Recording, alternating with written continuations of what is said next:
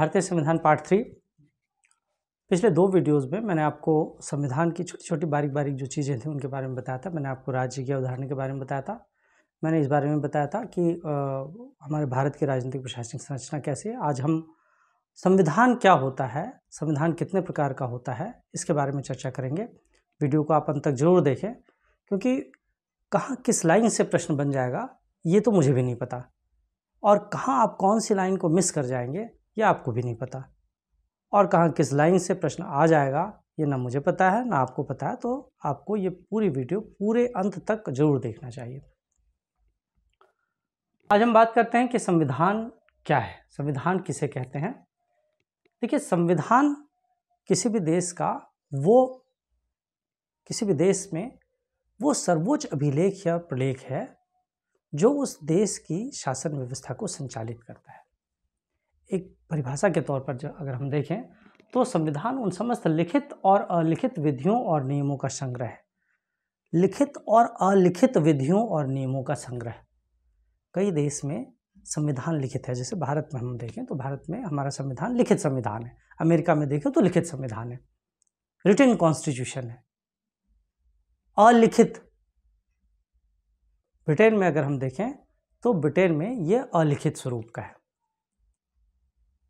तो संविधान उन समस्त लिखित और अलिखित विधियों और नियमों का संग्रह जिनके आधार पर किसी देश की शासन और प्रशासन व्यवस्था को संगठित और संचालित किया जाता है, संगठित किया जाता है, उसको ऑर्गेनाइज किया जाता है और साथ ही साथ उसको संचालित किया जाता है। शासन के विभिन्न अंगों के बीच शक्तियों का विभाजन किया जाता है और उन सिद्धांतों का निर्धारण किया जाता है जिन पर उन शक्तियों का प्रयोग किया जाएगा। वस्तुतः संविधान जीवन का वह मार्ग है जिसे राज्य ने अपने लिए अपनाया है। इस रूप में अगर देखें तो संविधान किसी भी देश का सर्वोच्च कानून होता है। संविधान से ऊपर किसी भी देश में कोई कानून नहीं है। संविधान में लिखित जो बातें हैं वही बातें, वही तथ्य उस पूरे देश की शासन और प्रशासन व्यवस्था को संचालित करते हैं। और इसीलिए किसी भी संविधान में कुछ तथ्यों का समावेश होना अत्यंत आवश्यक है। किन किन तथ्यों का समावेश किसी संविधान में होना चाहिए? तो सबसे पहले राज्य के शासन का स्वरूप और उसका गठन। किसी भी राज्य के शासन का स्वरूप क्या हो, वो संसदीय हो, वो अध्यक्षात्मक हो, या वो अन्य किसी प्रकार का हो, वो राजतंत्रात्मक हो, किस तरह का किस स्वरूप का वो शासन होगा, उसके बारे में पूरा का पूरा उल्लेख होना चाहिए। उसका गठन किस तरह से होगा, क्या प्रत्यक्ष रूप से जो मतदान व्यवस्था है उसके द्वारा, या फिर परंपरागत रूप से जैसा एक राजा, उसके बाद उसका लड़का राजा, उसके बाद उसका लड़का राजा, क्या इस तरह की व्यवस्था हो। गणतंत्रात्मक व्यवस्था, किस तरह की व्यवस्था, उसका गठन कैसे किया जाए, इसके बारे में पूरा समावेश होना चाहिए। शासन के प्रमुख अंगों जैसे कार्यपालिका, व्यवस्थापिका, न्यायपालिका, इनका संगठन, शक्तियां और कार्य, इन सभी चीजों का समावेश होना चाहिए ताकि सभी को ये पता हो कि शासन के किस अंग के क्या कार्य हैं, उनका गठन कैसे होगा, उनकी शक्तियां क्या हैं। तीसरा, शासन के विभिन्न अंग और उनके बीच के पारस्परिक संबंध। ये बहुत महत्वपूर्ण चीज है। व्यवस्थापिका का कार्यपालिका के साथ, कार्यपालिका का न्यायपालिका के साथ किस प्रकार के संबंध होंगे, ये सब चीजें बहुत महत्वपूर्ण है। नागरिकों के अधिकार और कर्तव्यों का समावेश होना चाहिए। शासक और शासितों के बीच के आपसी संबंध कैसे होंगे, इनका उल्लेख होना चाहिए। और साथ ही साथ संविधान में संशोधन के भी प्रावधान होना चाहिए। संविधान में संशोधन का प्रावधान किसी भी देश का संविधान, वुडरो विल्सन साहब ने बहुत अच्छी बात कही थी कि किसी भी देश के संविधान को बनाना बहुत सरल कार्य है, लेकिन इसे चलाना बहुत कठिन है। और अगर भारतीय संदर्भ में हम इस पूरे कथन को देखें तो भारतीय संदर्भ में ये कथन अक्षरशः सही साबित होता है। 1950 में हमने अपने देश के संविधान को लागू किया था और 1951 में उसमें पहला संशोधन कर दिया गया। मात्र 1 साल भी हमने अपने संविधान को पूरी तरह से नहीं चला पाया और पहले ही वर्ष में हमें इसमें संशोधन करना पड़ा। ये इस तथ्य को सिद्ध करता है कि किसी भी देश के संविधान में संशोधन की व्यवस्था भी होनी चाहिए। और संशोधन की व्यवस्था इसलिए होनी चाहिए क्योंकि देश काल की परिस्थितियों के अनुरूप, बदलते हुए परिस्थितियों के अनुरूप कानूनों में संशोधन की आवश्यकता होती है। भाई आज से पहले अगर हम 20, 25, 50 साल पहले की बात करें तो साइबर क्राइम का कहीं कोई अस्तित्व नहीं हुआ करता था। संविधान में इस बारे में कोई उल्लेख नहीं है, कानूनों में इस बारे में कोई उल्लेख नहीं है। परिस्थितियां परिवर्तित हुई, नई नई तकनीकें आई और नई नई तकनीकों के साथ नए अपराध बढ़े। अब परिवर्तित परिस्थितियों में इन अपराधों के लिए कानून बनाना आवश्यक है। यदि हमने अपने संविधान को इतना कठोर बनाया होता कि उसमें संशोधन का कहीं कोई स्थान नहीं होता, तो क्या हम इन अपराधों के लिए या परिवर्तित परिस्थितियों के अनुरूप जो चीजें उत्पन्न हुई हैं उनके लिए कुछ कानून बन पाता? और यही कारण है कि किसी भी संविधान में संशोधन के लिए जगह जरूर छोड़ी जाती है। तो संविधान ऐसा भी होना चाहिए जिसमें उस संविधान में संशोधन के लिए भी प्रावधान हो। आगे हम बात करते हैं कि ये संविधान कितने भागों में बटे, संविधान के क्या प्रकार होते हैं, संविधान का वर्गीकरण किस तरह से किया जाता है। देखिए, संविधान का वर्गीकरण 3 आधारों पर संविधान का वर्गीकरण किया गया। सबसे पहले हम संविधान की उत्पत्ति के आधार पर वर्गीकरण करें।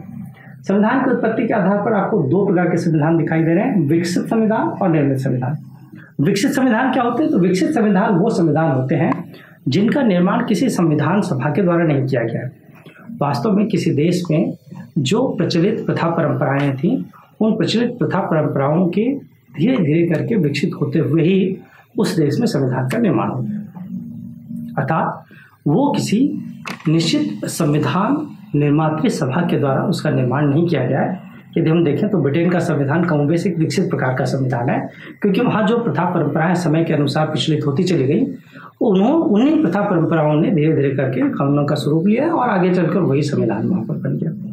तो यहाँ पर अगर हम देखें तो विकसित संविधान वो हैं जिनमें प्रथा परंपराएं, रीति रिवाज और न्यायालय के निर्णय और राजनीतिक क्षेत्र जो है वो मुख्य भूमिका निभाते हैं। निर्मित संविधान क्या होते हैं? तो निर्मित संविधान वो संविधान होते हैं जिन संविधानों का निर्माण संविधान सभा के द्वारा किया जाता है। संविधान सभा के द्वारा लिखित स्वरूप में जिनका निर्माण किया जाता है उन्हें हम निर्मित संविधान कहते हैं। यदि हम देखें तो पूरे विश्व में पहला निर्मित संविधान जो है वो अमेरिका का दिखाई देता है। प्रथम निर्मित संविधान ये अमेरिका का संविधान है। इसी तरह से अगर हम देखें तो हमारे देश में भी हमारा जो संविधान है वो संविधान भी एक तरह से निर्मित संविधान है, क्योंकि वो भी जो है वो संविधान निर्मात्री सभा के द्वारा उसका निर्माण किया गया था। दूसरा, प्रथाओं और कानून के आधार पर इसका वर्गीकरण किया गया। 2 आधार है, एक तो लिखित और दूसरा अलिखित। 2 प्रकार के संविधान, लिखित संविधान और अलिखित संविधान है। बहुत क्लियर बात है। लिखित संविधान वो संविधान होते हैं जिन्हें प्रॉपर लेखबद्ध किया जाता है, जिन्हें प्रॉपर्ली लेखबद्ध किया गया हो, ऐसे संविधानों को लिखित संविधान कहते हैं। और ये संविधान भी संविधान निर्मात्री सभा के द्वारा इनका निर्माण किया जाता है। जैसे अमेरिका का संविधान देख लें या हमारे यहाँ भारतीय संविधान देख लें। दूसरा अलिखित संविधान है। अलिखित संविधान बेसिकली उस संविधान को कहते हैं जिसका अधिकांश भाग अलिखित होता है। कुछ भाग लिखित हो भी सकता है, जैसे ब्रिटेन का संविधान है इसमें कुछ पार्ट रिटन भी है, लेकिन अधिकांश भाग इसका अलिखित होता है। और इस संविधान का निर्माण किसी व्यक्ति या संविधान सभा के द्वारा नहीं है। वहाँ पर जो भी रीति रिवाज है, प्रथा परंपराएं हैं, न्यायालयों के जो निर्णय होते हैं, ये सभी धीरे धीरे करके कानूनों का स्वरूप ग्रहण करते जाते हैं और वही फाइनली जो है वो संविधान का स्वरूप ग्रहण कर लेते हैं। तो हमने 2 आधारों पर पहले संविधान देखा, एक तो उत्पत्ति के आधार पर विकसित और निर्मित संविधान, दूसरा कानून और प्रथाओं के अनुसार लिखित और अलिखित संविधान, तीसरा एक और आधार है और वो है संविधान की परिवर्तनशीलता के आधार पर। अर्थात किसी संविधान में संशोधन किस हद तक किया जा सकता है, इस आधार पर। देखिए, मैंने पहले अभी बताया कि किसी भी संविधान का निर्माण बहुत सरल है, लेकिन उसको चलाया जाना बहुत कठिन होता है। जमीन स्तर पर उसका क्रियान्वयन बहुत मुश्किल काम होता है।